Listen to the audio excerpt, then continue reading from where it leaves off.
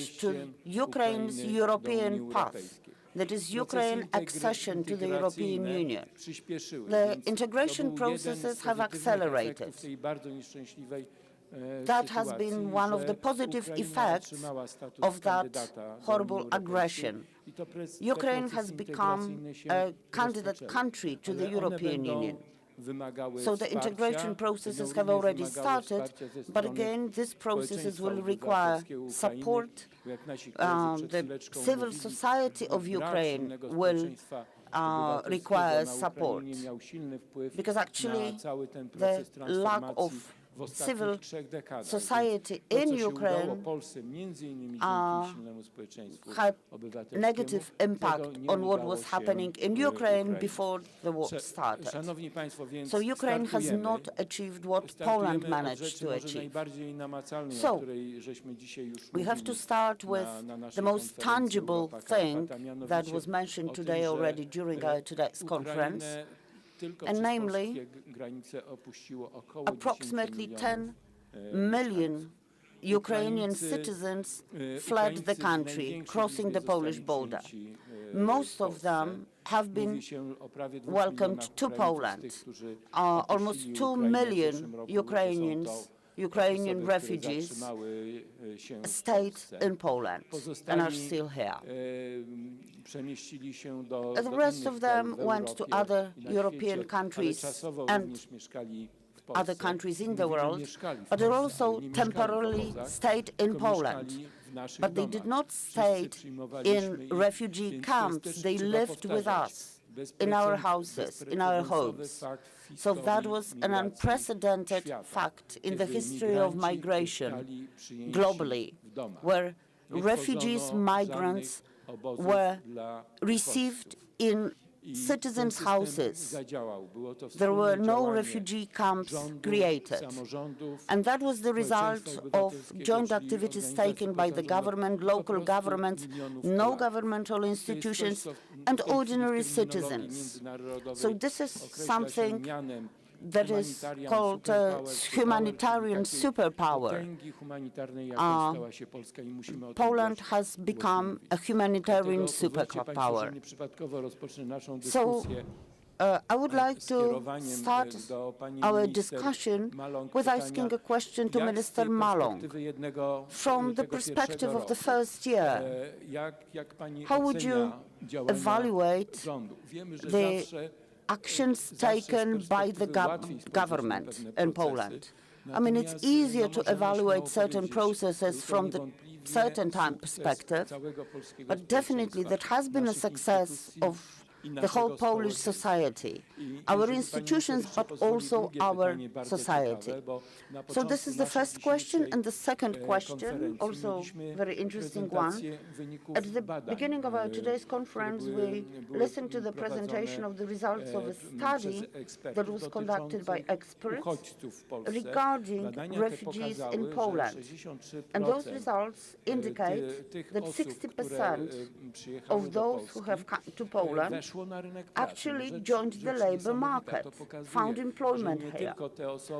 So these people were not only received with open hands, but also they were looking for jobs.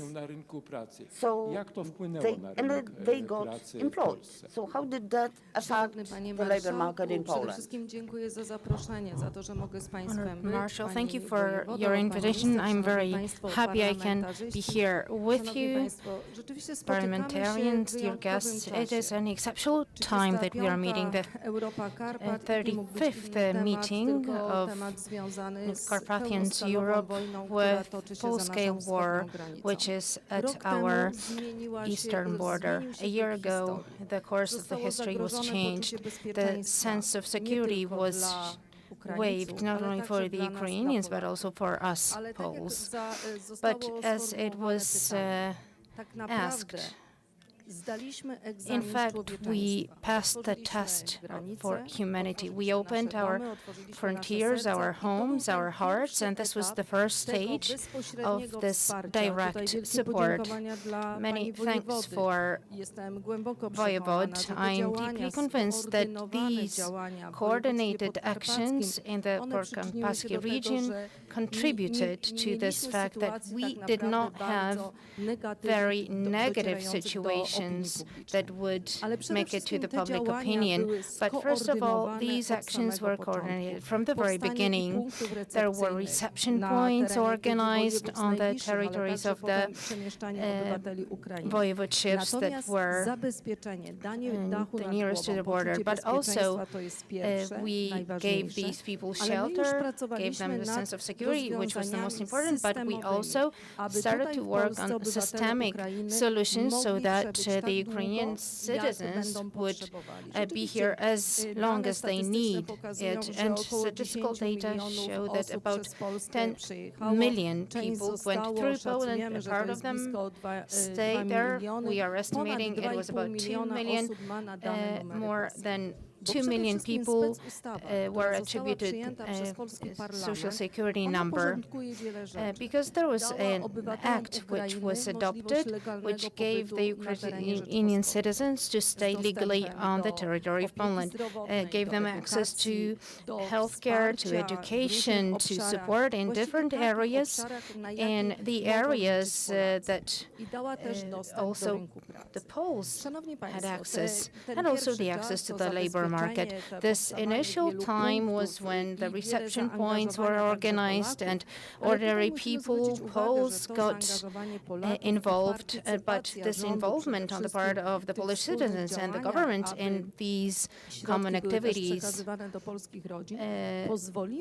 let us create and shape this model in which we did not strive for organizing just shelters for refugees. Well, everybody knows that in the first days we had a lot of encounters with our counterparts in the European Union. I met with my counterpart from Austria, and she invited me to go to them so that I could see how these refugee camps function in Austria. And I said I will be very glad to talk about different subjects, but we as the government do not have such priorities. We are not intending to create shelters, refugee centers for them. We gave the Ukrainian citizens shelter, access to education. We also crafted the acts that allowed the Ukrainian citizens to start their own businesses here in Poland. You remember very well that before the war was waged, it was not possible according to our law. And I remember when I was going to Stalowa Wola, because we had a reception point here that is the center in which children from orphanages were directed. Minister Barbara Socha coordinated this in cooperation with Madam Voivod and also the president. I came here to Podkarpacie, to Stalowa Wola, and I started talking with the Prime Minister that it would be indispensable to have this kind of a solution, because we knew that the inflow of refugees would be very big, and we considered it indispensable to give them the possibility to open their own businesses. And it was also thanks to the help of Madam Minister, who was sitting next to me, and because thanks to the corresponding act, it was possible. And according to our estimations, about 16,000 of Ukrainian citizens opened their businesses in Poland in different sectors, in Ale to pokazuje, że przede wszystkim ci ludzie, którzy przybyli do nas, chcą mieć poczucie i bezpieczeństwa, ale też godności. Praca daje poczucie godności, daje poczucie stabilizacji, czujemy się niezależni od innych. I tego potrzebuje każdy człowiek w swoim działaniu. Every human being needs this in his or her activity. So this labor market that we opened was also a very brave task and the possibility that we gave to the Ukrainians because we introduced so-called notifications that allowed the Ukrainians to find a job in Poland. How does it work? It is about the period of 14 days that any employer needs to notify of Ukrainians working for him. Right now, we estimate that about 900,000 people are engaged, are hired in such a way. Of course, there might be different alterations because some people get an interim period and then they start working for like full time. But we have 2.5 million of people who had their social security number attributed and 900,000 people from Ukraine that are hired here. So these are very good data for our labor market because historically we have a very low unemployment rate. We are the second in Europe from the point of view of this ratio, but it wasn't the market that regulated it. During COVID, when we faced a dramatic situation and we didn't know how the labor market would react, some very clear directions were chosen and a very strong intervention on the part of the government also allowed our companies to thrive, to survive. We helped them financially and then we launched strategic investments. These are yet another funds that help in the development of investments and are a very beneficial stimulus for the labor market, and it allowed us to also make the decision that the Ukrainians can be hired based on simplified procedures. But the procedure is reverse in comparison with what was there before the war, because at that time mainly it was in the construction sector that they were hired. Right now it's mainly women who are well educated, who also want to work in their profession. What was the action on the part of the Polish government? Via the public employment offices, we launched platforms that helped the Ukrainians find a job. These platforms help match people, employers who are searching for employees with those who want to be hired. Like I said, it's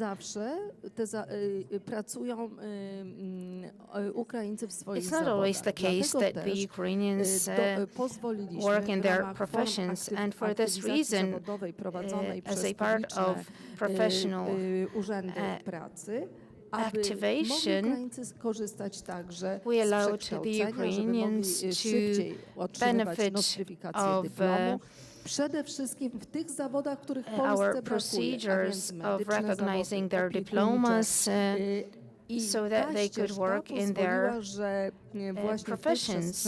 And thanks to this path that we chose, we have more and more Ukrainians that can do what they are trained to do.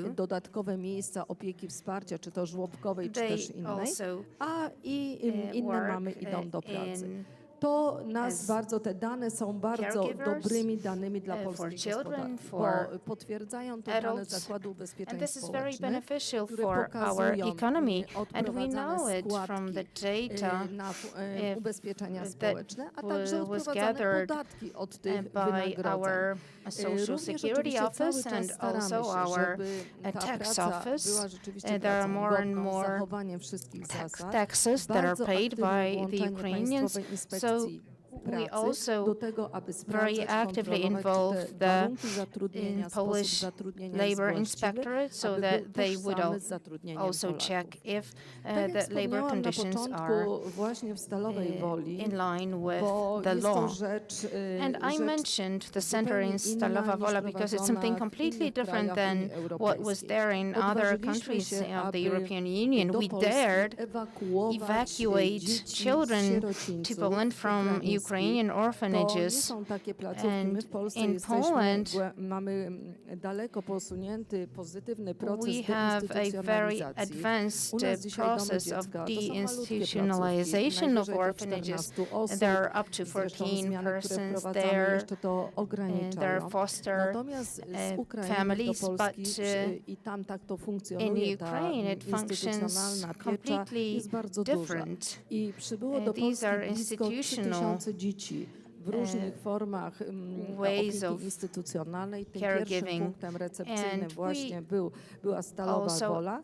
Następnie received dzieci many trafiały na teren całego children. kraju, First of zostały all, they were przygotowane odpowiednie przepisy, taken to Stalowa aby Wola and przede then wszystkim distributed poczucie bezpieczeństwa. all Wiemy, że dla nas wszystkich around Poland. dobrem We najwyższym know są that dzieci, the one muszą utmost być good tutaj is zabezpieczone. children, and Dalej they need dzieci to be przybywają w secured. Polsce. Jesteśmy These cały children czas are w still in kontakcie Poland. We are ze stroną permanently in ukraińską, touch with the pomimo Ukrainian party. wielu Despite interwencji też many takich innych państw, które chciały te interventions of dzieci other countries that ewakuować na wanted to swój teren. evacuate Nie ma these zgody children on their Ukrainy, te dzieci territory. There was no przebywają w consent Polsce, on the tutaj part of są Ukraine. They are bezpieczne i safe dalej here, te działania and these będziemy actions will podejmować. be continued. Wracając jeszcze do rynku pracy, And now, coming back to the labor uruchomiliśmy market, też we program, also który have launched pomaga a program that aktywizować helps obywateli activate Ukrainy, adresowany the dla citizens of samorządów, dla Ukraine, organizacji pozarządowych, and it także was publicznych addressed służb zatrudnienia. to non-governmental organizations and other institutions. Together we can more with a 100 million zloty budget.